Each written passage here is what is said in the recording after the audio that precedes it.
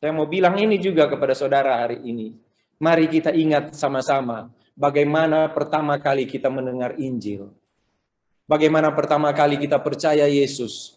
Bagaimana pertama kali kita bilang pada Tuhan, Tuhan, terima kasih untuk kasih sayang.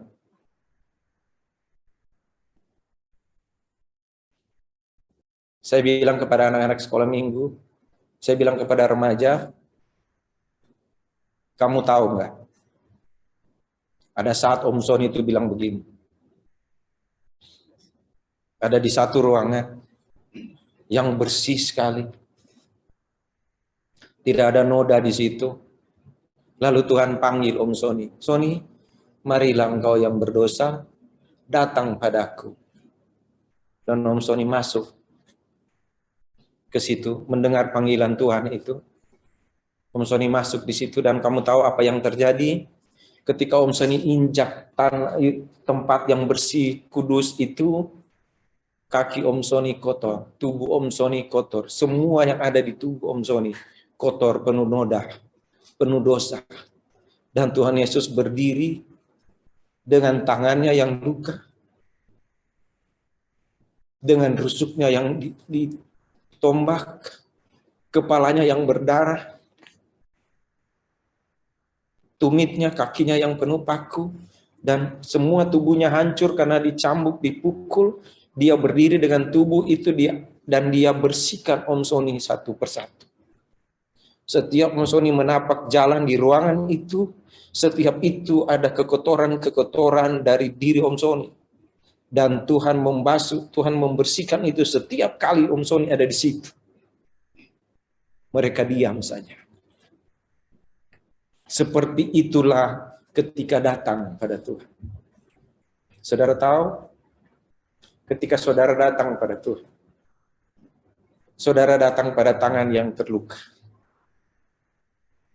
Saudara datang pada lambung yang ditembusi tombak, kepada kepala yang dipasang dengan sengaja mahkota duri. Saudara datang pada tubuh yang hancur, tapi dia bilang pada saudara, anakku, semua ini aku lakukan supaya engkau selamat. Sebenarnya tidak pantas aku lakukan ini untukmu, karena aku nggak butuh engkau. Sebenarnya aku tidak butuh engkau. Tapi kalau aku lakukan ini, karena aku mengasihimu. Karena aku sayang padamu. Karena Tuhan sayang padamu. Jadi saudara, kalau kita lagi dalam masalah apapun, ya, masalah apapun dalam hidup kita. Paulus bilang kepada jemaat di Korintus, jemaat yang pintar-pintar kan? Ya kan? Jemaat yang punya karunia kan? Ya kan? Jemaat yang punya masalah kan? Jemaat yang selalu ditekan kan? Itu mereka kan? Paulus bilang, aku mau mengingatkan kamu kepada Injil yang aku beritakan. Aku mau mengingatkan kamu pada Injil yang aku beritakan. Dan Paulus juga datang dengan kepedihan waktu itu kepada jemaat di Korintus. Belum jemaat. Ketika dia datang di Korintus, dia juga datang. Dia ketemu dengan orang-orang yang diusir dari Roma. Itu saudara boleh lihat di Kisah Rasul 4:18. Dan dia datang pada mereka. Dia punya pekerjaan waktu itu. Tukang kemah. Paulus. Dia datang kepada mereka. Lalu dia bicara Injil kepada mereka. Dan mereka tolak. Mereka tolak. Tetapi yang menerima itu yang menerima surat. Jadi mereka yang tolak itu sudah pergi. Tetapi mereka yang menerima Injil itu inilah yang mereka harus baca ini. Aku mengingatkan kamu kepada Injil yang aku beritakan. Aku mengingatkan kamu kepada Injil yang aku beritakan. Saudara yang kekasih dalam Tuhan Yesus, yang di dalamnya kamu teguh berdiri. Kamu berdiri di dalam Injil itu. Kamu berdiri karena kamu percaya pada Injil itu. Kamu berdiri teguh di situ. Kamu berdiri teguh dan di sekitar kamu. Di sekitar kamu ada masalah. Di sana ada masalah, di sini ada masalah. Di depan ada masalah, di belakang ada masalah. Tapi saudara tahu ada satu tempat yang tidak mendatangkan masalah bagimu. Tidak ada masalah dari atas. Enggak ada. Karena dari atas ada yang dia bilang, aku pergi menyediakan tempat bagimu. Tidak pernah ada masalah dari Tuhan. Saudara masih ingat dalam 1 Korintus juga kan dikatakan kan? 1 Korintus 10 ayat 13. Benar? Pencobaan yang kamu alami, pencobaan. Biasa kemarin saya bicara dengan ibu-ibu jam 1 itu, dengan PA hari jam 1. Kita bicara tentang, apa Ibu Rat? Mazmur 23. Tentang Mazmur 23, bagaimana Tuhan memelihara. Tuhan memimpin kemana? Tuhan memimpin sampai kepada aku akan diam di rumah Tuhan sepanjang masa.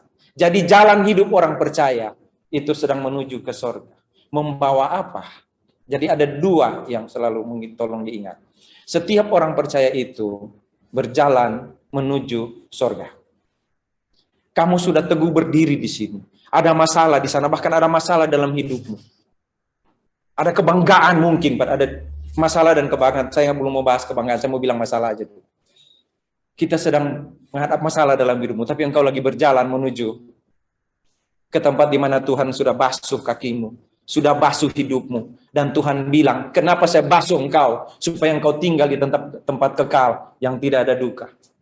Saya bilang kepada oma-oma kemarin, tadi malam, kemarin, yang kita bahas tentang Mazmur 23. Ibu oma-oma, bisa bayangkan nggak berada di sorga? Ibu-ibu balik bisa bayangkan nggak bagaimana kita mau tiba di sorga ketika Tuhan Yesus bersihkan kita dengan tangannya, dengan darahnya, dengan bilur-bilurnya itu. Bagaimana bisa bayangkan nggak sorga? Pasti enak sekali Pak Sony. Iya. Kalau saya sampai di sana, saya nggak lagi main-main HP kan Pak Sony ya. Tidak terlalu penting karena semua sudah indah sekali. Saya bilang, mau tahu nggak keadaan di sorga? Saya tanya ke ibu-ibu. Ibu-ibu mau tahu nggak keadaan di sorga seperti apa? Bagaimana? Pak Sony memang sudah dari sorga? Belum, saya belum di sorga. Saya belum pergi ke sorga. Tapi mau tahu nggak keadaan di sorga seperti apa? Bagaimana keadaan di sorga? Begini di sorga. Apa yang ada di dunia nggak ada di sorga. Ya? Apa yang ada di dunia ini nggak ada di sorga. Seorang ibu bilang, hah? Nggak ada. Yang ada di dunia ini nggak ada di sorga. Bagaimana katanya? Iya, mari saya mulai. Ibu rasa apa?